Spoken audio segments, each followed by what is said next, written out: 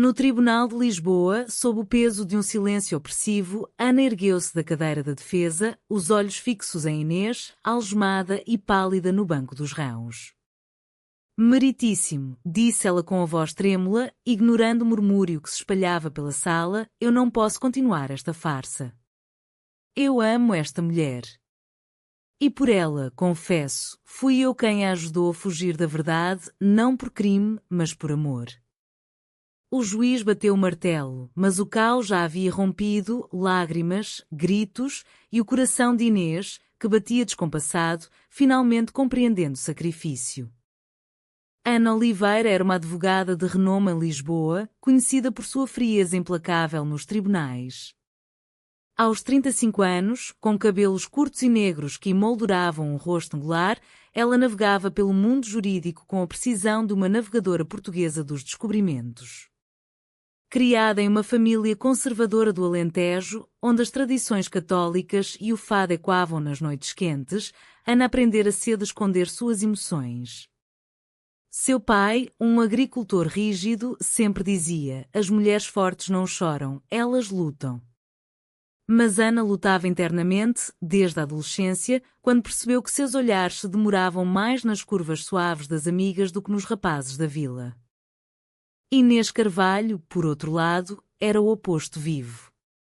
Uma artista plástica de 32 anos, nascida no Porto, com cabelos ondulados castanhos que caíam como cascatas do Douro. Sua vida era um turbilhão de cores e paixões. Pintava murais inspirados nos azulejos tradicionais, misturando o antigo com o moderno em exposições que agitavam a cena cultural portuguesa. Inês crescera em uma família boêmia, onde o vinho do Porto fluía livre e as discussões sobre liberdade eram o pão de cada dia.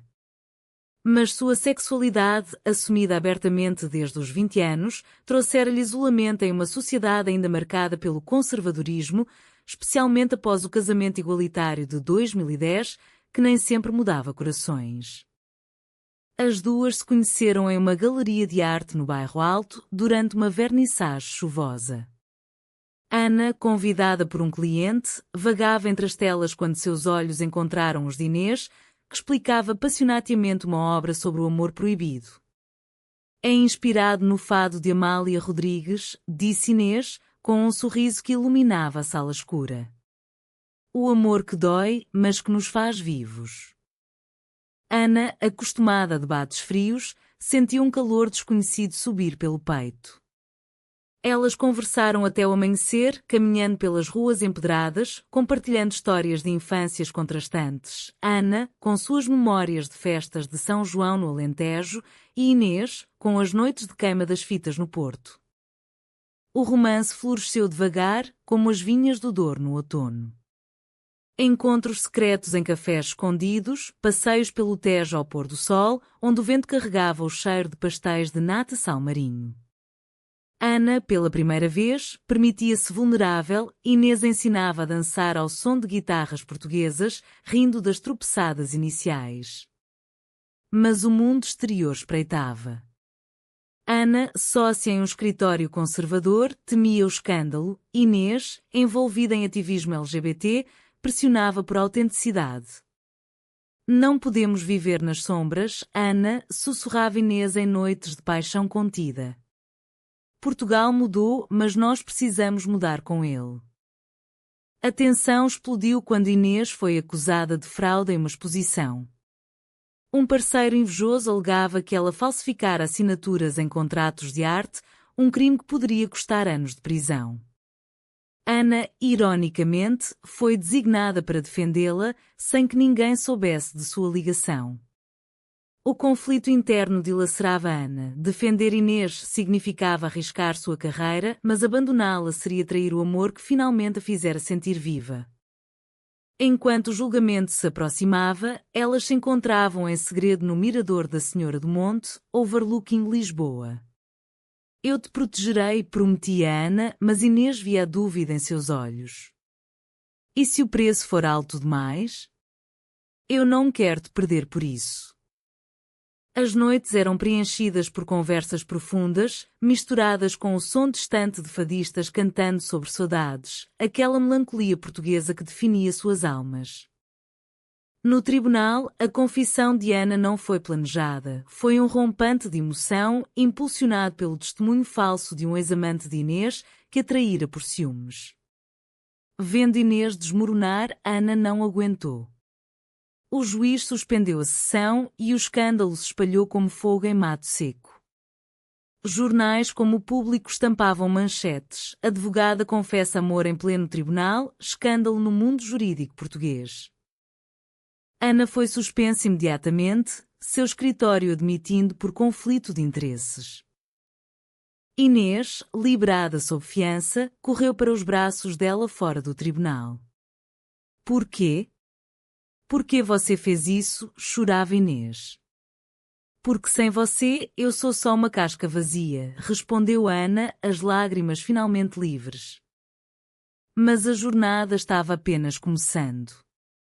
Com Ana desempregada e Inês sob escrutínio, elas decidiram fugir para o Alentejo, para a velha casa de família de Ana. Lá, entre olivais e o canto dos grilos, elas reconectaram com as raízes. Ana confrontou o pai que, após uma noite de discussão regada a vinho local, admitiu: eu sempre soube, filha. Mas o medo me calou. Inês pintava telas inspiradas na paisagem, capturando a essência da resiliência portuguesa. Porém, a traição veio de onde menos esperavam. O ex-parceiro de Inês, movido por vingança, vazou e-mails falsos sugerindo que Ana manipulou evidências. O escândalo renasceu, forçando-as a uma nova batalha legal. Ana, agora defendendo a si mesma, usou sua astúcia para desmascarar a farsa, mas o processo as exauriu emocionalmente. Noites de insônia, discussões acaloradas sobre confiança. Como você pôde esconder isso de mim? Acusava Ana. Eu queria te proteger, retrucava Inês, os olhos marejados. O clímax veio em uma audiência final no Porto, onde Inês testemunhou pela primeira vez. Eu amo Ana mais do que a arte que respiro, declarou ela, e quando a confissão inicial. O juiz, tocado pela humanidade, absolveu-as, citando a evolução social de Portugal pós-ditadura. No fim, elas casaram em uma cerimônia simples na praia de Cascais, com o Oceano Atlântico como testemunha. Não foi um final perfeito, cicatrizes permaneciam, mas o amor as curara. Ana abriu um escritório pro bono para causas LGBT e Inês expôs obras sobre sua jornada. Juntas, encarnavam o espírito português, resilientes, passionais, humanas. A viagem de trem de Lisboa ao Alentejo foi um limbo de silêncios e toques furtivos. Ana olhava pela janela, vendo os campos de cortiça passarem como memórias antigas. Inês, com a cabeça no ombro dela, murmurava: vamos reconstruir tudo, amor. Mas Ana sentia o peso da incerteza, sua carreira, outrora um farol, agora era ruínas. Chegando à casa de família em Évora, o ar cheirava a terra seca e alecrim. O pai de Ana, Sr. Manuel, esperava na porta, os olhos envelhecidos pela vida dura. Filha, disse ele, abraçando-a com rigidez. E esta é Inês, pai. Minha companheira. As palavras saíram firmes, mas o coração de Ana acelerou. Manuela assentiu, convidando-as para dentro, onde a mesa estava posta com pão alentejano e queijo de ovelha. As primeiras semanas foram de adaptação. Inês explorava os arredores, pintando os montes megalíticos de almendres, inspirada pela história milenar. Ana ajudava no olival, reconectando com a terra que moldara sua infância. À noite, ao som de um velho rádio tocando fado, elas conversavam sobre o futuro. Eu poderia ensinar arte aqui, sugeria Inês. E você? Vai voltar aos tribunais? Ana hesitava, talvez. Mas agora quer viver, não só sobreviver. Mas o passado as perseguiu. Um dia, um envelope chegou, e-mails vazados, supostamente de Ana para Inês, discutindo estratégias para burlar a lei. Isso é falso, exclamou Ana, mas Inês recuou, dúvida nos olhos. Quem mais sabia dos nossos planos? A traição veio à tona. O ex-parceiro de Inês, Rui, um artista frustrado, forjara os documentos por ciúmes antigos. Ele amara Inês anos antes e sua rejeição o envenenara. A discussão explodiu na cozinha. Você ainda fala com ele? Acusou Ana, a voz elevada. Só como amigo. Mas você escondeu tanto de mim no julgamento. Inês chorava, as mãos tremendo. Eu confiei em você. O ar ficou pesado, como antes de uma tempestade lentejana. Ana saiu, caminhando pelos campos até o amanhecer, questionando se o amor valia tanta dor. De volta, encontrou Inês pintando furiosamente uma tela de tons vermelhos, simbolizando raiva e paixão. Desculpa, sussurrou Ana, abraçando-a por trás. Vamos lutar juntas. Elas contataram um antigo colega de Ana em Lisboa, montando uma defesa. A jornada de volta à capital foi tensa, mas uniu-as. No trem, Inês segurou a mão de Ana abertamente, ignorando olhares curiosos. Em Lisboa, o novo processo começou. Rui testemunhou, mentindo com convicção, mas Ana, agora no banco das testemunhas, desmontou suas alegações com lógica afiada. Eu confessei por amor, não por crime, disse ela ao juiz. Inês, ao lado, apertava sua mão. O público, incluindo ativistas LGBT, aplaudia. Portugal, com sua mistura de tradição e progresso, via nelas um símbolo. Mas o stress cobrava seu preço. Inês sofreu um colapso emocional, hospitalizada por exaustão. Ana velou ao seu lado, recordando seu primeiro beijo no bairro Alto. Não te perco, prometia. Saiu dali mais forte, confrontando Rui pessoalmente, sua inveja não nos destruirá. Ele confessou, arrependido, levando à absolvição. Recuperadas, elas viajaram ao Porto, terra de Inês. Lá, em uma ponte sobre o Douro, renovaram votos informais. De agora em diante, sem segredos, disse Inês. Ana sorriu, só amor e saudades boas. No Porto, a cidade das pontes e dos vinhos, Ana e Inês encontraram refúgio temporário. Hospedadas em um apartamento antigo no Ribeira, com vista para o rio, elas recomeçaram. Inês retomou a pintura, criando uma série sobre amores escondidos, inspirada em lendas portuguesas como a de Inês de Castro, a rainha coroada após a morte. Nós somos vivas, ao contrário dela, brincava Inês, mas Ana via paralelos, amor contra convenções. Ana, ainda suspensa, ofereceu-se como voluntária em uma ONG LGBT, ajudando jovens com histórias semelhantes à sua.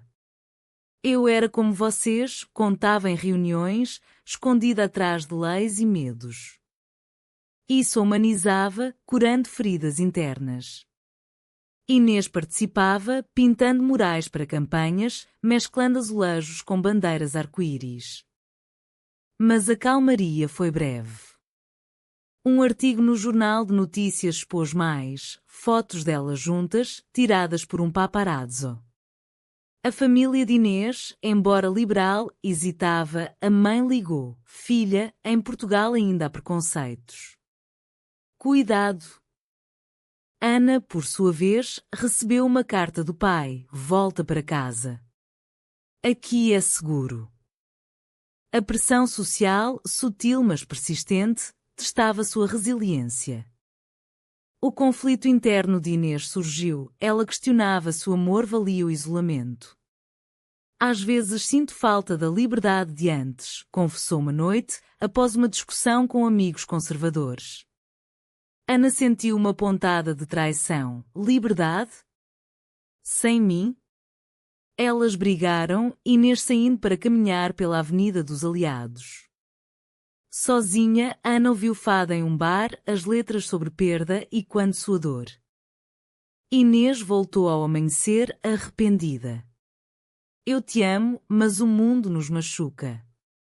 Juntas, decidiram enfrentar, participaram de uma marcha do orgulho em Lisboa, mãos dadas sob bandeiras. O momento foi catártico, com aplausos e abraços de estranhos. Somos parte de algo maior, disse Ana.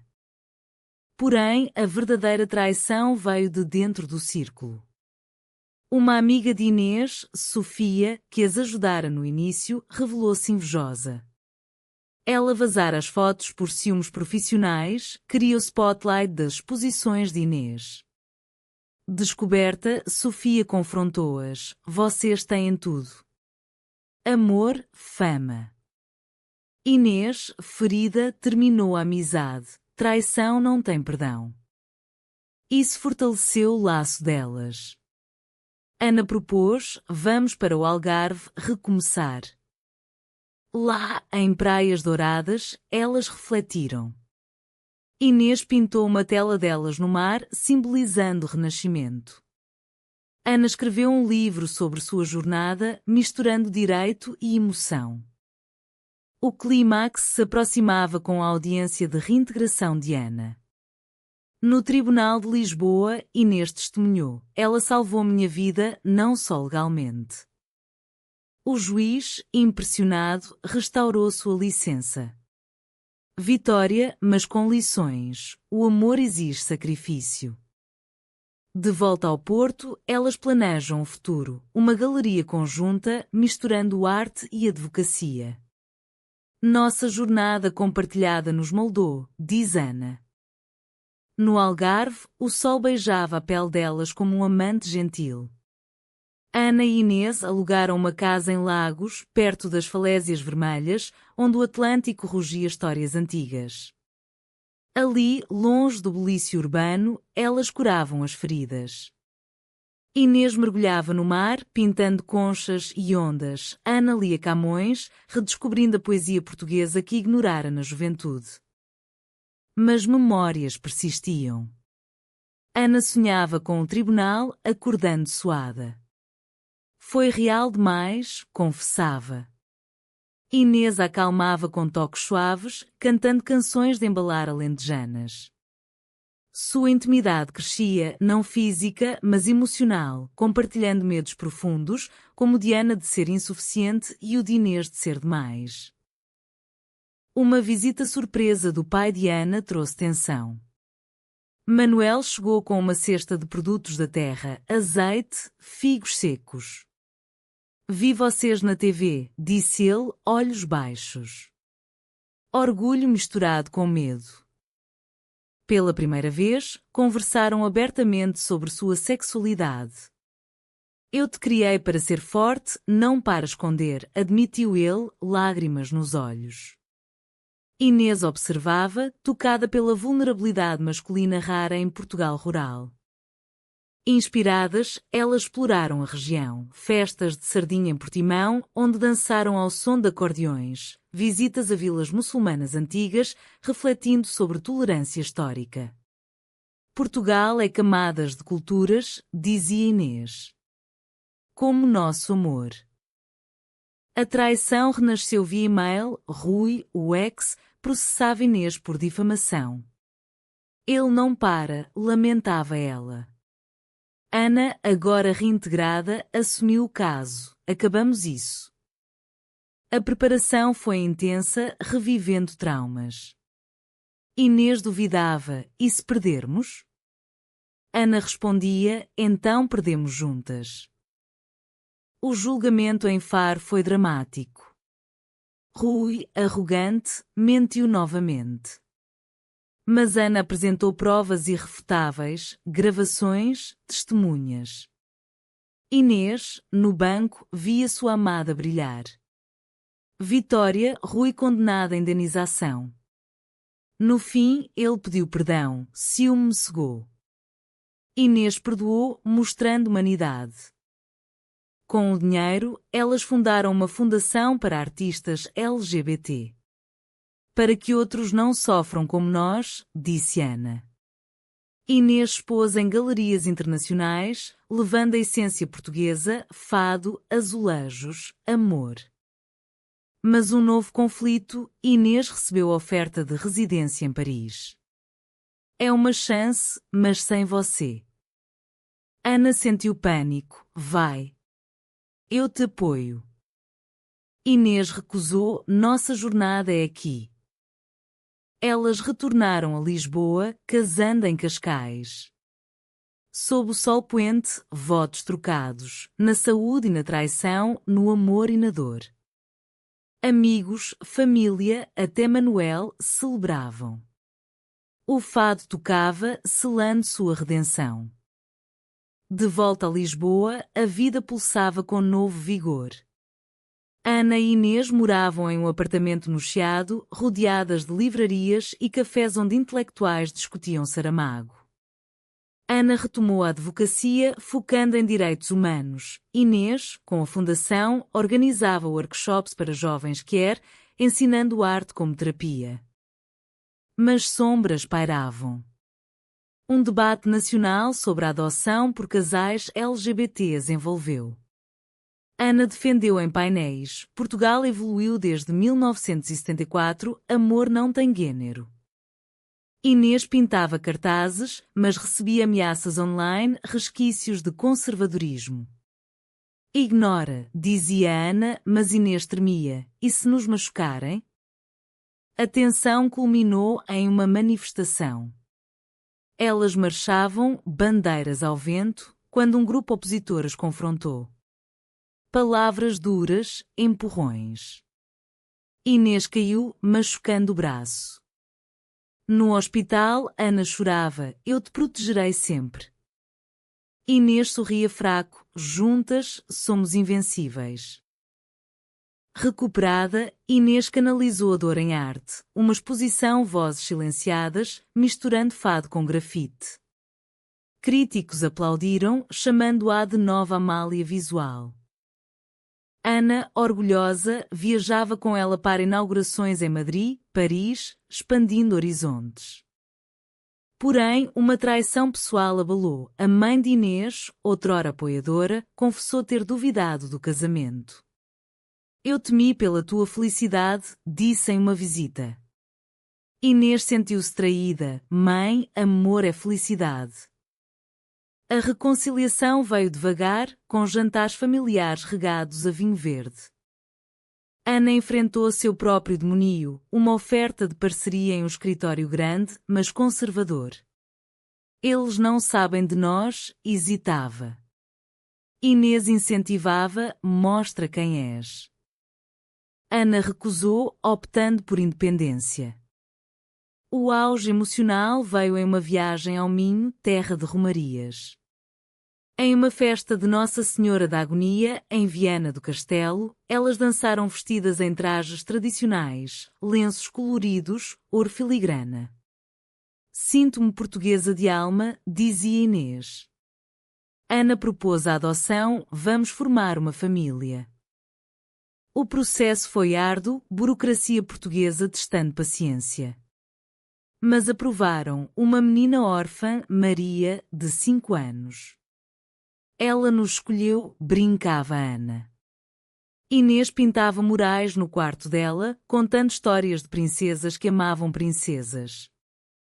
Com Maria, a vida ganhou profundidade. Noites de contos, dias de piqueniques no Monsanto.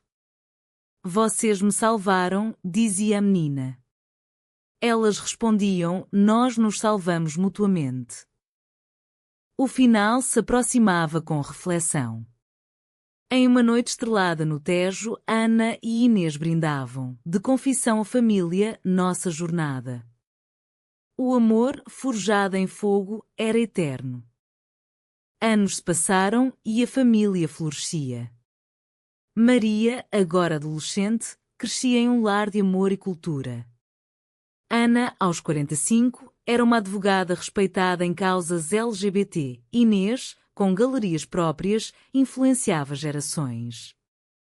Elas viajavam por Portugal, Sintra com seus palácios encantados, Óbidos com feiras medievais, sempre ensinando Maria sobre herança. Mas desafios persistiam. Maria enfrentou bullying na escola por ter duas mães. Por que nos odeiam? Perguntava. Ana explicava, medo do diferente. Mas Portugal muda. Inês pintava com ela, transformando dor em arte. Uma crise familiar, o pai de Ana adoeceu. Elas voltaram ao Alentejo, cuidando dele. Manuel, frágil, confessou: vocês me ensinaram o que é amor verdadeiro. Sua morte trouxe luto, mas união, enterro com fado, celebrando vida. Inês sofreu uma crise criativa, minha arte perdeu fogo. Ana a levou ao Cabo da Roca, ponto mais ocidental da Europa. Aqui, o mundo acaba e começa. Recomece. Inês pintou uma série sobre Renascimento, vendida mundialmente. A traição final veio de um aliado, um parceiro da fundação embisou fundos. Descoberta, Ana processou, mas o escândalo abalou. Inês duvidou, confiamos demais. Ana respondeu, confiança nos trouxe aqui. No julgamento, elas testemunharam juntas, fortalecidas. Vitória, e a fundação cresceu. Maria, adulta, seguiu a arte, casando com uma mulher. Vocês pavimentaram o caminho, disse no casamento. No fim, Ana e Inês, idosas, sentavam no miradouro, mãos entrelaçadas. Nossa confissão iniciou tudo, refletia Ana. Inês sorria, e o amor nos redimiu. Portugal, com sua saudades eterna, as abençoava, uma jornada de emoção, traição e humanidade profunda.